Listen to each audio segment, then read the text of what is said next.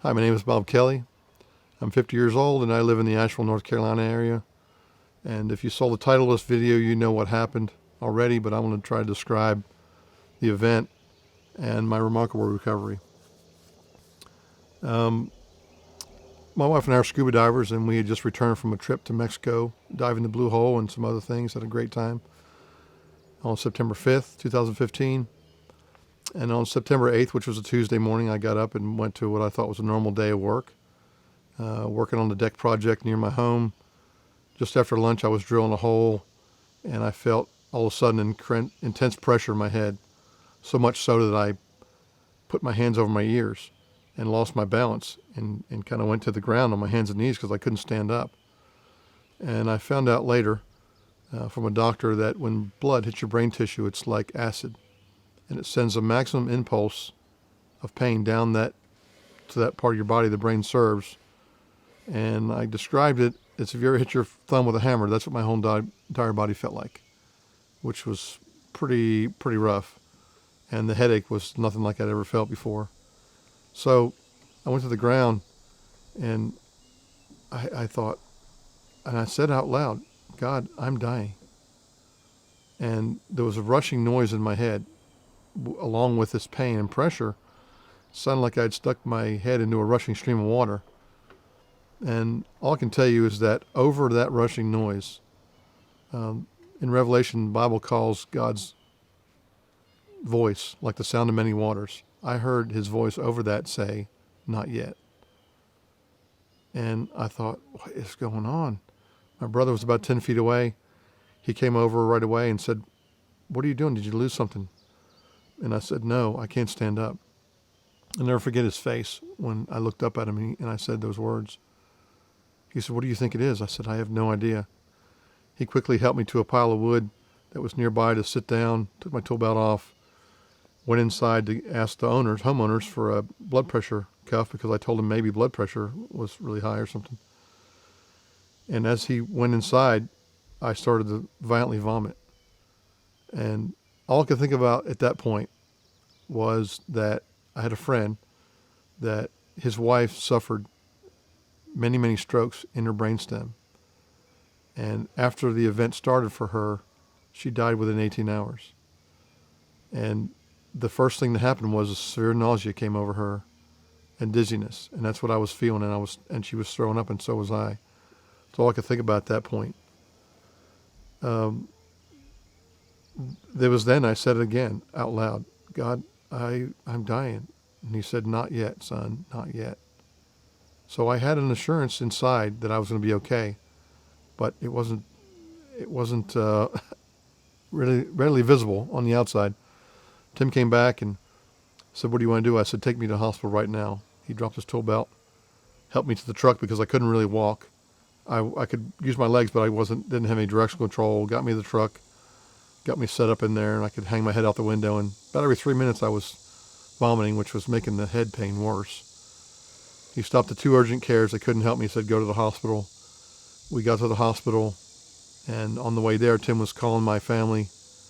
Between the phone calls, he was praying for me, and I was not sure what was going on. My wife met us there and asked me if I was okay, and I said, I don't know. They took me inside quickly and checked my heart and said everything was okay with my heart. Shortly after, they moved me into a small room there on the first floor and started giving me some pain meds and some anti-nausea meds, and started asking me questions. And I guess in a hospital they think people want pain meds and they want drugs or whatever. They just kind of like discounted my description about what was happening a little bit.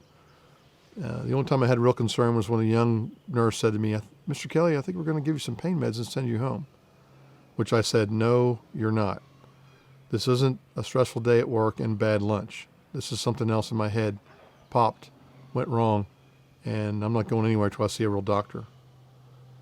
She looked kind of strange at me and went out the door, and I heard her ask a nurse outside the door, and she responded there was a neurologist on the 5th floor, I believe 5th floor. A few minutes later, he arrived in the room, started asking questions, and after a few minutes, he asked me, he said, why are you turning your body left and right when I move around the room instead of your neck. I said, my neck hurts so bad, I can hardly move it.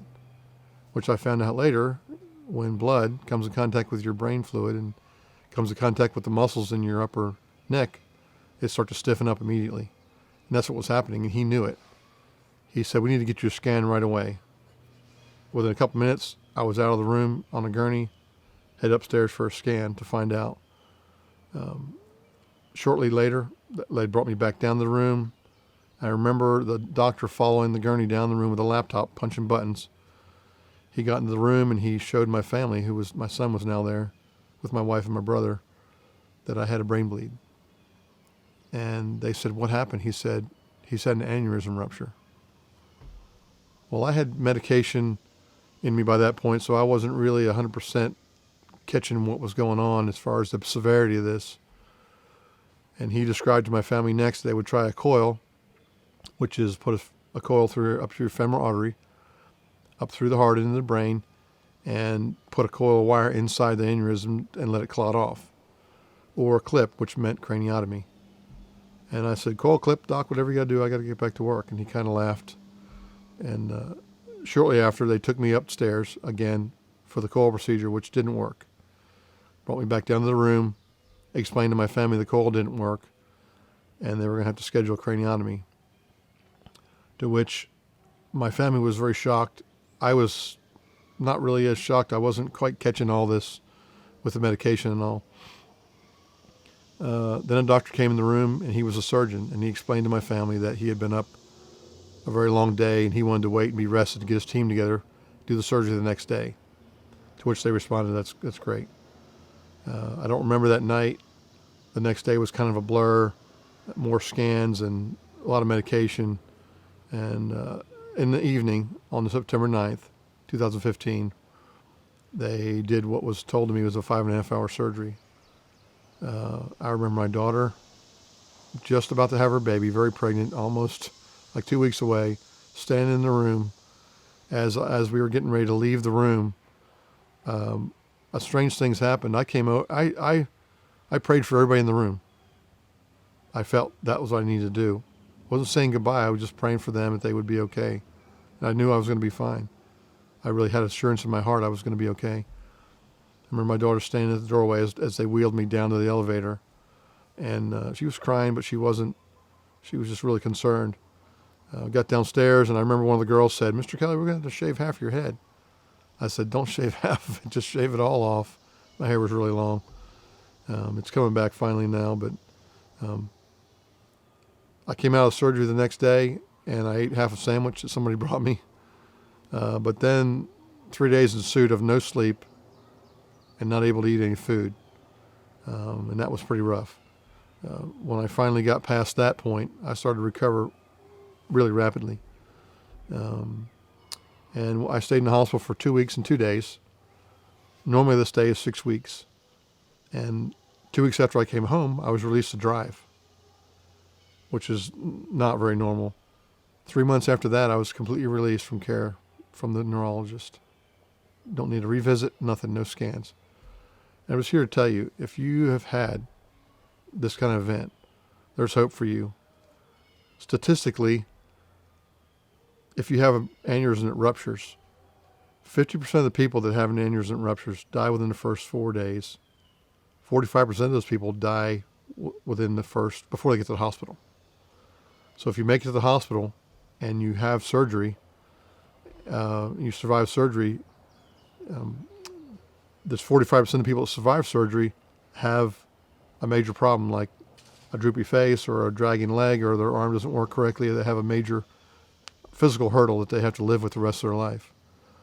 The doctors explained to my wife and my family before this that I could have a different personality, like different colors, like different music, be completely different coming out of a brain surgery, because when you work on the brain, there's no telling exactly what can happen when you disturb brain tissue. I am essentially unaffected. I'm in a 5% category of the people that survive an aneurysm that ruptures. I have full mobility function. Everything's the same for me. My endurance isn't back yet, but that's from my sit still too long. Wasn't able to do a lot of heavy lifting or anything like that. And so I'm getting back with, coming back.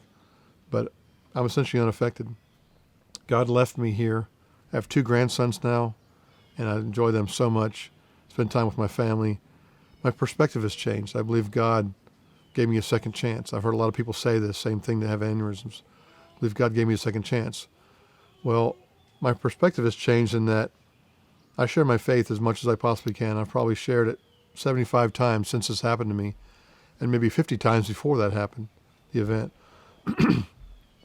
But I just want to let you know, if you have had an aneurysm, there's hope for you. And if you survive and you can understand this video, you're in a small category of people that get through this and have a life ahead of them. Life is not over for you. It may be difficult, but it's not over. If you want to leave a comment below, I'll, make an effort to answer those comments and questions if I can.